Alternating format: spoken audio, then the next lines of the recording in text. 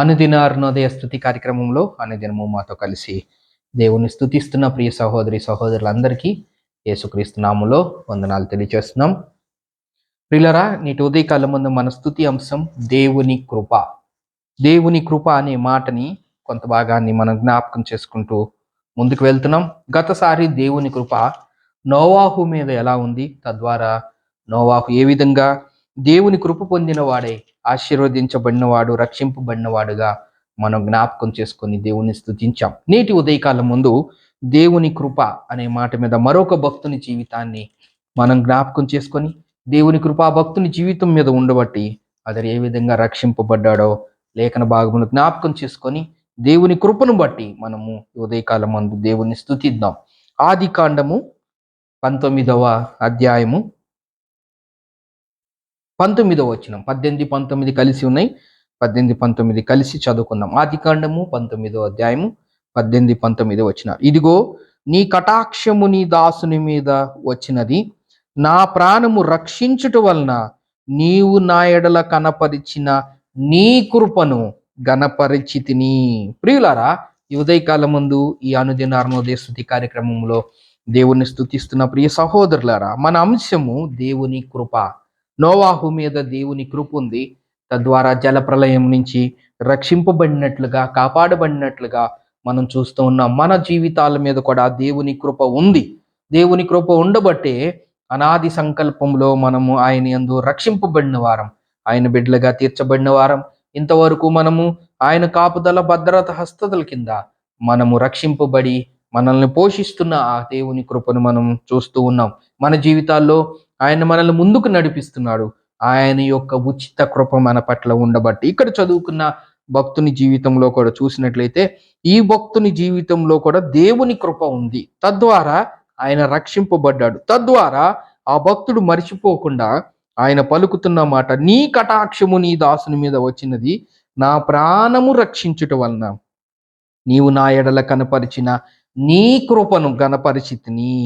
19వ అధ్యాయం మొదటి నుంచి చూసినట్లయితే ఇక్కడ లోతు సంఘటనని మనం జ్ఞాపకం చేసుకుంటూ ఉన్నాం. మన అంశానికి తగ్గట్టుగా మొదటి వచనం నుంచి అక్కడక్కడ కొన్ని వచనాలు మనం చదువుకుంటే, దేవుడు నోవాహు తర్వాత లోతు మీద ఆయన కృపను ఏ విధంగా ఆయన చూపించాడో, లోతు పట్ల దేవుని కృప ఏ విధంగా ఉందో మనం జ్ఞాపకం చేసుకోవచ్చు. 19వ అధ్యాయం మొదటి వచనం నుంచి, ఆ సాయంకాలం ముందు ఆ ఇద్దరు దేవదూతలు, దానికన్నా ముందు మనం జ్ఞాపకం చేసుకుంటే 8 మంది నీతిమంతులున్నా, 40 మంది నీతిమంతులున్నా, 20 మంది నీతిమంతులున్నా అనే సంఘటనను మనం 18వ అధ్యాయంలో అబ్రహాముకు, దేవుడికి, సొదొమ గొమొర్రా పట్టణాలు దేవుని యొక్క పాపానికి, దేవుని యొక్క ఉగ్రతకు, దేవుని యొక్క శాపానికి, దేవుని అవిధేయతకు లోనైనప్పుడు, దేవుని ఉగ్రత ఆ పట్టణం మీదకి వెళ్తున్నప్పుడు అబ్రహాము దేవునితో మాట్లాడినట్లుగా, సారికి నీతిమంతులను నాశనం చేయుదువా, 50 మంది ఉన్నా, 50 మంది ఉన్నా, 40 మంది ఉన్నా, 20 మంది ఉన్నా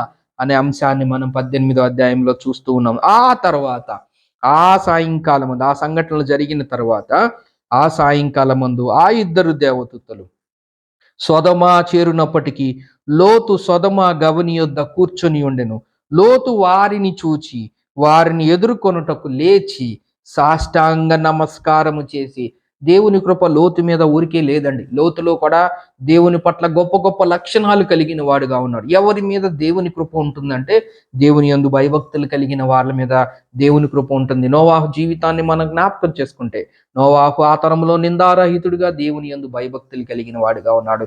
తద్వారా నోవాహు మీద దేవుని కృప ద్వారా జలప్రలయం నుంచి రక్షింపబడినట్లుగా చూస్తున్నాం. ఇక్కడ కూడా సొదొమ గొమొర్రా పట్టణము నాశనము చేయబడి అగ్ని గంధకములతో నాశనం అయిపోతున్న ఆ స్థితిలో దేవుని కృప లోతు కుటుంబం మీద ఉన్నట్లుగా చూస్తూ ఉన్నాం. ఇక్కడ లోతు యొక్క గుణగణాలని మనం చూసినట్లయితే, వారిని ఎదుర్కొనుటకు లేచి సాష్టాంగ నమస్కారము చేసి, నా ప్రభువులారా, ఎంత గొప్పగా లోతు దేవదూతల్ని సంబోధిస్తున్నట్లుగా, గవిని యొద్ద కూర్చున్న ఆ లోతు వారిని చూచినమ్మంటే వెంటనే లేచి సాష్టాంగ నమస్కారం చేసి వాళ్ళని సంబోధిస్తున్న మాట, ప్రభువులారా. లేచాడు, సాష్టాంగ నమస్కారం చేశాడు, ప్రభువులారా అని సంబోధిస్తున్నాడు. దయచేసి మీ దాసుని ఇంటికి, ఎంతగా తగ్గించుకుంటున్నాడు చూద్దాం. చూడండి, మీ దాసుని ఇంటికి వచ్చి రాత్రి వెళ్ళబుచ్చి కాళ్ళు కడుక్కొనడి, మీరు పెందల కడనే లేచి మీ త్రోమన వెళ్ళవచ్చును అని అంటున్నాడు. ఎంత గొప్పగా లోతు దేవదూతల్ని రిసీవ్ చేసుకుంటున్నాడు. సొదొమ దగ్గర గవిని యొద్ద కూర్చున్న లోతు చూశారు వాళ్ళని, లేచాడు, సాష్టాంగ నమస్కారం చేశాడు, ప్రభువులారా అని సంబోధిస్తున్నాడు. దాసుడిని ఆయన తగ్గించుకుంటున్నాడు. ఆతిథ్యం కోసం, ఆతిథ్యం ఇవ్వటానికి ఆహ్వానిస్తున్నట్లుగా చూస్తున్నాం. ఈ చదువుకున్న 2-3 వచనాల్లోనే లోతు యొక్క క్యారెక్టర్, లోతు యొక్క లక్షణాన్ని మనం జ్ఞాపకం చేసుకోవచ్చు. అందుకే దేవుని కృప లోతు మీద ఉంది. చాలా గొప్ప మాట. ఆయన చూచి, లేచి, సాష్టాంగ నమస్కారము చేసి, ఎదుర్కొని, సాగిలపడి సాష్టాంగ నమస్కారం చేసి, ప్రభువులారా అని ఈయన దాసుండను చెప్పుకొని ఆతిథ్యం ఇచ్చేంత గొప్ప లక్షణాలు కలిగిన వాడుగా చూస్తూ ఉన్నాం. ప్రభువులారా దయచేసి మీ దాసుని ఇంటికి వచ్చి రాత్రి వెళ్ళబుచ్చి కాళ్ళు కనుక్కోండి, మీరు పెందల కన్నే లేచి మీ త్రోవన వెళ్ళవచ్చు నన్ను. అందుకు వారు అలా కాదు, నడి వీధిలో రాత్రి వెళ్ళబుచ్చుదామని చెప్పి అయినను అతడు మిక్కిలి బలవంతము, చూసారా, ఆతిథ్యము కోసం దేవునికి మిక్కిలి బలవంతం చేసినప్పుడు అతన్ని తట్టు తిరిగి అతని ఇంట ప్రవేశించిరి. అందుకే దేవుని కృప నోవాహు మీద, క్షమించండి, దేవుని కృప లోతు మీద ఉన్నట్లుగా మనం చూస్తూ ఉన్నాం. అతడు వారికి విందు చేసి పొంగని రొట్టెలు కాల్చగా వారు భోజనం చేసిరి. వారు పండుకొనక ముందు ఆ పట్టణస్థులు అనగా సొదొమ మనుషులు, బాలులను, వృద్ధులను, ప్రజలందరూ నలుదిక్కల నుండి కూడి వచ్చి ఆ ఇల్లు చుట్ట వేసి లోతుని పిలిచి, ఈ రాత్రి నీ యొద్దకు వచ్చిన మనుషులు ఎక్కడ? మేము వారిని కూడినట్లు మా యొద్దకు వారిని వెలుపలికి తీసుకొని రమ్మని అతనితో చెప్పగా, లోతు వెలుపల ద్వారమునొద్దున్న వారి దగ్గరికి వెళ్ళి తన వెనుక తలుపు తీసి, అన్నలారా, ఇంత పాతకము కట్టుకొనొకటికి, ఇదిగో పురుషుడు కూడని 2 కుమార్తెలు నాకున్నారు. సెలవైతే వారిని మీ యొద్దకు వెలుపలి తీసుకొని వచ్చేదను. వారిని మీ మనసు వచ్చినట్లు చేయడి. ఈ మనుషులు నా ఇంటి మీదకు వచ్చి ఉన్నారు గనుక వారిని మీరేమీ చేయకూడదని చెప్పినప్పుడు ఎంత గొప్ప త్యాగము లోతు చేస్తున్నాడు. దేవుని కృప ఊరికే రాదండి. ఒకవేళ దేవుని కృప మన మీద ఉంది అంటే, ఒకవేళ ఎంతటి వారం, మనం దుమ్ము ధూళి లాంటి వారం, ఇంతలో కనపడి అంతలో మాయమైపోయే వారం. మనలో ఏ గొప్పతనము లేదు, మనలో ఏ ఆధిక్యత లేదు. మనము నోవాహు లాంటి గొప్ప గొప్ప భక్తులు మేము కాదు, మనము లోతు వంటి గొప్ప లక్షణాలు కలిగిన వారు మేము కాదు. అయినా ఆయన కృప మన మీద ఉంది. ఆయన కృప ఉండబట్టే ఈ రోజు నాడు మనం జీవించగలుగుతున్నాం. ఆయన కృప ఉండబట్టే మనం ఈ రోజు నాడున దేవుని సన్నిధిలో దేవుని మాటలు వినగలుగుతున్నాం.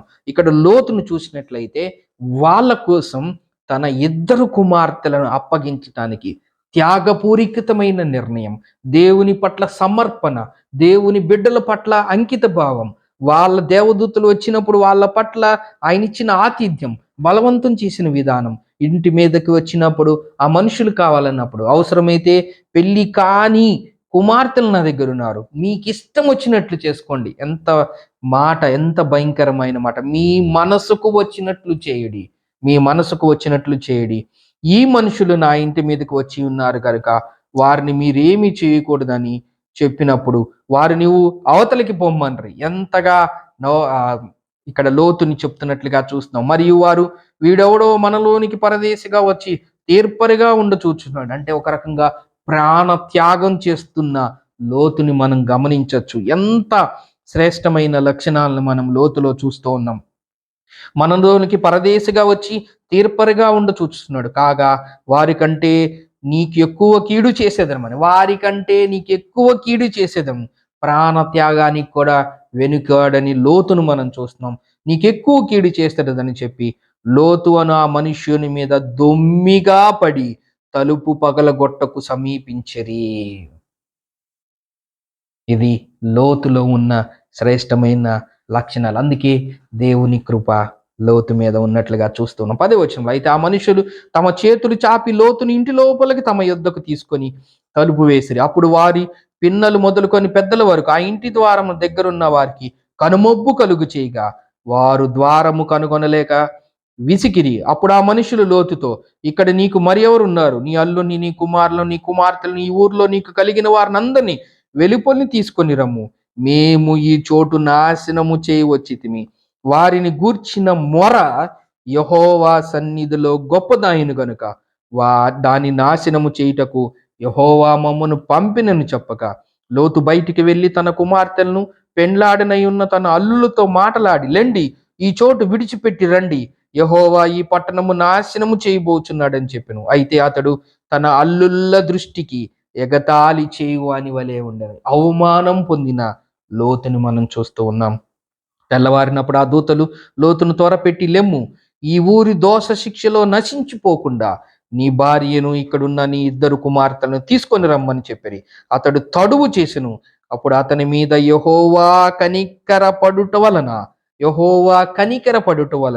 యెహోవా కృప చూపుట వలన ఆ మనుషులు అతని చేతిని, అతని భార్య చేతిని, అతని 2 కుమార్తెల చేతులను పట్టుకొని వెలుపలికి తీసుకొని వచ్చి ఆ ఊరు బయట నుంచిరి. ఆ దూతలు వారిని వెలుపలికి తీసుకొని వచ్చిన తరువాత ఆయన, నీ ప్రాణమును దక్కించుకొనుటకు పారిపోము, నీ వెనుకకు చూడకము, ఈ మైదానములో ఎక్కడా నిలువుక, నీవు నశించిపోకుండా ఆ పర్వతమునకు పారిపోమని చెప్పగా లోతు చెప్పిన మాటని మనం చదువుకున్నాం. ఇదిగో నీ కటాక్షము నీ దాసుని మీద వచ్చినది, నా ప్రాణము రక్షించుట వలన నీవు నా ఎడల కనపరిచిన నీ కృపను గణపరిచితిని అని మనం చదువుకుంటున్నాం. ఆ తర్వాత సొదొమ గొమొర్రా పట్టణాలు అగ్ని గంధకములతో కాలిపోయి మసి మోడిదైపోయి సర్వము నాశనైపోయినట్లుగా లోతు కుటుంబము ఆ పట్టణము నుంచి బయటికి వచ్చి రక్షింపబడినట్లుగా మనం చూస్తున్నాం. తర్వాత లోతు భార్య అవన్నీ సంఘటనలు మన అంశం కాదు. కానీ ఇక్కడ మనం చదువుకున్న మాట, దేవుని కృప లోతు మీద ఉంది. కారణం, ఆ సాయంకాలమైనప్పుడు 2 దేవదూతలు సోమరు చేరినప్పటికీ లోతు గవిని యొద్ద కూర్చున్నాడు. లోతు వారిని చూచాడు. నెంబర్ 1 పాయింట్, లోతు వారిని చూచాడు. నెంబర్ 2 పాయింట్, లోతు వారిని ఎదుర్కొన్నాడు. నెంబర్ 3 పాయింట్, ఎందుకు దేవుని కృప లోతు మీద ఉంది అంటే, ఈ అధ్యాయంలోనే ఇంకా అనేక అంశాలు ఉన్నాయి, కానీ మనం చదువుకున్న ఈ అధ్యాయంలోనే ఎందుకు లోతు మీద దేవుని కృప ఉందంటే, దేవదూతలను చూచిన లోతును మనం చూస్తున్నాం. రెండోది, లోతు దేవుని చూసినమ్మటే ఎదుర్కోటానికి వెళ్ళిన, ఒకటి దేవదూతలను చూచిన లోతు, రెండోది వాళ్ళని ఎదుర్కోటానికి వెళ్ళిన లోతు, మూడోది సాష్టాంగ నమస్కారం చేసిన లోతు, నాలుగోది ప్రభువులారా అని వాళ్ళని ఘనంగా సంబోధిస్తున్న లోతు, ఐదోది దాసుడిని అని తన్ను తాను తగ్గించుకుంటున్న లోతుని చూస్తున్నాం. ఆరోది ఆతిథ్యం ఇవ్వాలని ఆహ్వానించిన లోతును చూస్తున్నాం. ఏడోది బలవంతం చేసిన, ఆతిథ్యం కోసం బలవంతం చేసిన లోతును మనం చూస్తూ ఉన్నాం. ఎనిమిదవది ఇంటికి తీసుకువెళ్ళిన తర్వాత ఘనమైన ఆహారము సమర్పించినట్లుగా వాళ్ళకి ఆతిథ్యం ఇచ్చినట్లుగా చూస్తూ ఉన్నాం. తొమ్మిదవది ఇంటి మీదకి వాళ్ళని, ఆ మనుషులను దాడి చేయటానికి వచ్చినప్పుడు తన ప్రాణమును అడ్డు వేయటానికి వచ్చిన లోతును చూస్తూ ఉన్నాం. 10వ మాట, తన కుమార్తెలను ఇవ్వటానికైనా త్యాగపూరితమైన మనసు కలిగిన లోతును చూస్తూ ఉన్నాం. 11వది, ఆయన వాళ్ళను కొట్టడానికి వచ్చినప్పుడు, ప్రాణత్యాగం చేయటానికి ఈయనకి ఇంకా ఎక్కువ కీడు చేస్తుందని మనుషులు వచ్చినప్పుడు ఆయన పారిపోకుండా మనుషులను కాపాడాలనే దృష్టంతో తన ప్రాణాన్ని కూడా సమర్పించడానికి సిద్ధమైన లోతును చూస్తున్నాం. అల్లుల దగ్గర అవమానానికి గురైన చూస్తున్నాం. 12 కారణాలు లోతు విషయంలో 19వ అధ్యాయంలో చూసాం. ఈ 12 కారణాలు బట్టి దేవుడు లోతు మీద దేవుని కృప చూపించాడు. తద్వారా సొదొమ గొమొర్రా పట్టణాలు అగ్నిగంధముకలో కాలిపోతున్నప్పుడు లోతు కుటుంబం రక్షింపబడినట్లుగా మనం చూస్తూ ఉన్నాం. దేవుడు నోవాహు మీద కృప చూపించాడు, లోతు మీద కృప చూపించాడు. మనలో ఏ అర్హతలు ఉన్నాయి, ఏ లక్షణాలు ఉన్నాయి, ఏ గొప్పతనాలు ఉన్నాయి, కానీ ఆయన ఉచితమైన కృపతో మనల్ని రక్షించి కాపాడి పోషిస్తున్న దేవుని కృపను జ్ఞాపకం చేసుకొని మనసారా దేవుణ్ణి స్తుతిద్దాం. దేవుడి కొన్ని లేఖన భాగములు మన కొరకు దీవించును గాక. ప్రేమగల తండ్రి, నమ్మకమైన మా దేవ, మీ కృప అమూల్యమైనది, మీ కృప విలువ కట్టలేనిది.